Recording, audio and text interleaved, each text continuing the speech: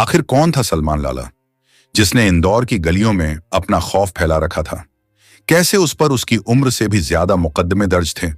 और कैसे एक तालाब उसकी जिंदगी का आखिरी ठिकाना बन गया? क्यों उसके आतंक की तुलना दुर्लभ कश्यप से की जाने लगी? क्यों सलमान लाला ने पुलिस थाने को बम से उड़ाने की धमकी दी? क्यों उसके काले धंधों में बड़े घरों के लड़के भी शामिल पाए गए? और क्यों उसे ऑलराउंडर गैंगस्टर कहा जाने लगा? कैसे शुरू हुआ एक आम लड़के से गैंगस्टर बनने का सफर? और उसकी मौत के बाद उसकी मां ने क्या आरोप लगाए? क्यों आज पुलिसकर्मियों की वर्दी उतारने की मांग हो रही है? आइए जानते हैं पूरी कहानी। इंदौर का वो नाम जिससे हर गली में दहशत छाई रहती थी, और उसी नाम के आखिरी सफर ने पूरे शहर को हिला दिया। मौत के बाद उसके जनाजे में हजारों की भीड़ उमड़ पड़ी। सोशल मीडिया पर पोस्टर्स और रील्स बनने लगी। कई लोग कहते दिखे, भले ही उस पर मुकदमे दर्ज थे, लेकिन लाला लोगों का था, अच्छा इंसान था। लेकिन पुलिस के लिए यही शख्स एक बड़ा सिरदर्द था। 28 साल का सलमान लाला, जिस पर 30 से ज्यादा आपराधिक केस दर्ज थे। हत्या से लेकर रंगदारी, ड्रग्स सप्लाई से लेकर फायरिंग तक, हर बड़े जुर्म में उसका नाम शामिल था। पुलिस रिकॉर्ड उसे गैंगस्टर मानते हैं, लेकिन शहर के कई लोग उसे अच्छा इंसान बताते हैं। यही कारण था कि उसकी मौत ने पूरे शहर को दो हिस्सों में बांट दिया। एक तरफ अपराध की काली सच्चाई, और दूसरी तरफ आम लोगों की मोहब्बत और भीड़ का प्यार। सलमान लाला का असल नाम शाहनवाज था, लेकिन जुर्म की दुनिया में कदम रखते ही सब उसे सलमान लाला के नाम से जानने लगे। वो मिडिल क्लास परिवार से ताल्लुक रखता था। घर की हालत आम थी, खर्चे सीमित और कमाई सीमित थी। लेकिन सलमान की सोच अलग थी। उसे हमेशा लगता था कि जिंदगी को बड़ा बनाना है, चाहे किसी भी रास्ते से क्यों ना हो। और इसी सोच ने उसे दूसरों से अलग बना दिया। साल 2012 में उसकी जिंदगी का पहला बड़ा मोड़ आया, जब सलमान की उम्र सिर्फ 15 साल थी। आमतौर पर इस उम्र में बच्चे पढ़ाई करते हैं, खेल कूद करते हैं और दोस्तों की दुनिया में खोए रहते हैं। लेकिन सलमान पर उस उम्र में पहला केस दर्ज हुआ, और आरोप था किडनैपिंग का। पुलिस और परिवार दोनों हैरान थे। किसी को यकीन नहीं हुआ कि इतना छोटा लड़का इतने बड़े अपराध में शामिल हो सकता है। लेकिन सिर्फ केस दर्ज हुआ, उम्र कम होने की वजह से कार्रवाई बहुत आगे नहीं बढ़ी, और नतीजा यह हुआ कि सलमान और ज्यादा बेखौफ हो गया। यही से उसके इरादों को नया बल मिल गया। पुलिस ने उसे समझाकर छोड़ दिया और परिवार ने डांट कर रोकने की कोशिश की, लेकिन उसके दिमाग में बैठ चुका था कि अब डरना नहीं है। उस एक घटना ने जैसे उसके लिए अपराध की राह खोल दी, और धीरे धीरे उसकी जुर्म की किताब के नए पन्ने जुड़ते चले गए। वक्त गुजरने के साथ सलमान ने तेजी से अपराध की दुनिया में कदम बढ़ाया। इंदौर के अलग अलग इलाकों जैसे Nehru Nagar, AB road, press complex जैसे दुकानदारों और छोटे कारोबारियों से जबरन वसूली करनी शुरू कर दी। उसकी पहचान अब सिर्फ एक नाबालिग अपराधी की नहीं रही, बल्कि एक खौफनाक नाम बन चुकी थी। इस काम में उसके भाई शादाब उर्फ सिद्धू और रिजवान भी उसका साथ देने लगे। मारपीट, अवैध वसूली और धमकी उसका रोज का तरीका बन चुका था। दुकानदारों का कहना था कि जो उसकी बात नहीं मानता, उसके साथ सरेआम बदसलूकी होती। इसी बीच सलमान ने एक छोटी सी गैंग भी बना ली, और धीरे धीरे उसकी पकड़ मजबूत होती गई। जल्द ही उसकी नजर शहर के पब्स पर पड़ी। इंदौर के पब्स में अमीर घरों के लड़के लड़कियां आते थे। सलमान और उसकी गैंग ने वहीं डेरा जमाना शुरू कर दिया। जैसे ही पब्स से लोग बाहर निकलते, सलमान उन्हें रोक लेता और पैसों की डिमांड करता। जो लोग इनकार करते, उन्हें सरेआम पीटा जाता। डर के मारे लोग मजबूरन पैसे देने लगे। यहीं से उसकी ताकत और बढ़ गई। सलमान अब सिर्फ गली कूचों का गुंडा नहीं रहा, बल्कि बड़े बड़े इलाकों और रईस घरानों के बच्चों तक उसका खौफ फैल चुका था। उसकी बढ़ती गतिविधियों की भनक तत्कालीन टीआई तहजीब काजी तक पहुंची। काजी ने उसके खिलाफ केस दर्ज किया, लेकिन सलमान डरने की बजाय और आक्रामक हो गया। उसने सीधे सीधे धमकी दी कि एमआईजी थाने को बम से उड़ा देगा। पुलिस ने उसे और उसकी मां शबाना को गिरफ्तार किया, लेकिन गिरफ्तारी ने सलमान के गुस्से को और भड़का दिया। हालांकि जेल से निकलने के बाद भी उसने अपने काम को रोका नहीं, बल्कि और ज्यादा ताकत और बेखौफी के साथ आगे बढ़ता गया। सलमान का अंदाज फिल्मी था।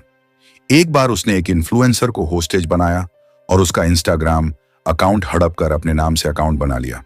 कुछ ही घंटों में हजारों लोग उसे फॉलो करने लगे। उसके वीडियो मिलियंस में देखे जाने लगे। कई युवाओं के लिए वो अपराधी होते हुए भी एक स्टार बन गया। उसके स्टाइल और उसकी बेबाकी की वजह से लोग उसे फॉलो करने लगे। यही कारण था कि वो सोशल मीडिया पर भी सुर्खियां बटोरने लगा।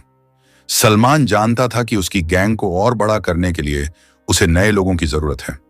उसने शहर के बिल्डरों और फाइनेंसर्स के बच्चों से नजदीकियां बढ़ानी शुरू की। पहले दोस्ती की, फिर उन्हें ड्रग्स और शराब की लत लगाई। जब वो पूरी तरह उसके कब्जे में आ जाते, तब उनसे चोरी और लूट जैसी वारदातें करवाता। जो बाहर निकलने की कोशिश करता, उसे ब्लैकमेल करता, चोरी डकैती के वीडियो दिखाकर धमकाता। इस तरह उसने कई अमीर जादों को अपना गुलाम बना लिया।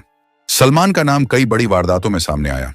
साल 2022 में गाड़ी टकराने के विवाद में उसके भाई गोलू और सिद्धू पर इवेंट मैनेजर की हत्या का आरोप लगा।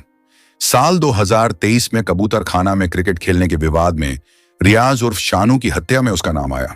और साल 2022 में एमवाई हॉस्पिटल कैंपस में उसने खुलेआम फायरिंग की और एक व्यक्ति को गोली मार दी। इस तरह के अपराधों ने पुलिस और प्रशासन को हिलाकर रख दिया। उस पर कुल 32 मुकदमे दर्ज थे और पुलिस ने उसके सिर पर 60,000 रुपये का इनाम भी रखा था।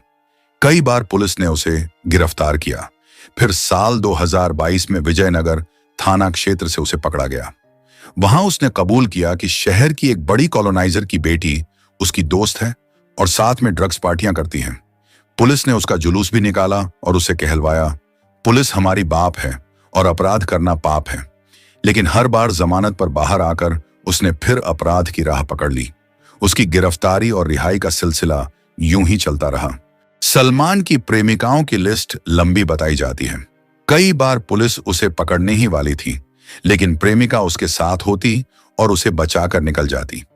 एक बार राजवाड़ा इलाके में पुलिस ने उसे घेरा, लेकिन बाइक पर लड़की को साथ देखकर उसे जाने दिया। उसकी प्रेमिका उसके लिए ढाल बन चुकी थी।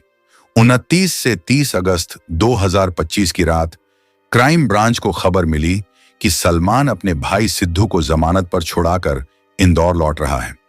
सीहोर बाईपास पर पुलिस ने उसकी स्कॉर्पियो को घेर लिया। सलमान और उसके साथियों ने फायरिंग की। जवाबी कार्रवाई में सलमान के पैर में गोली लग गई।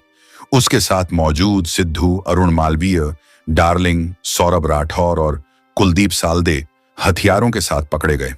लेकिन सलमान अंधेरे का फायदा उठाकर भाग गया और नजदीकी तालाब में कूद गया। उसने सोचा कि पुलिस से बच जाएगा, लेकिन तालाब गहरा था और बरसात के पानी से भरा हुआ था। कुछ ही मिनटों में वो तालाब डूब गया और उसकी मौत हो गई। पुलिस का दावा है कि सलमान की मौत तालाब में डूबने से हुई, लेकिन सलमान की मां का आरोप है कि पुलिस ने पहले उसे गोली मारी और फिर जबरदस्ती पानी में डुबोकर उसकी जान ली। उनका कहना है कि सलमान एक बेहतरीन तैराक था। वो तो समुद्र में भी आसानी से तैर लेता था। ऐसे में तालाब में डूबकर मर जाना नामुमकिन है। परिवार का साफ आरोप है कि सलमान का एनकाउंटर किया गया है। सलमान के जनाजे में हजारों लोगों का जुहूम था। भीड़ इतनी थी कि सड़कों पर कदम रखने की जगह नहीं बची। पोस्टर्स लगाए गए। सोशल मीडिया पर उसके जनाजे की वीडियो वायरल होने लगी। उसके फैंस उसकी मौत पर बहुत अफसोस मन रहे थे।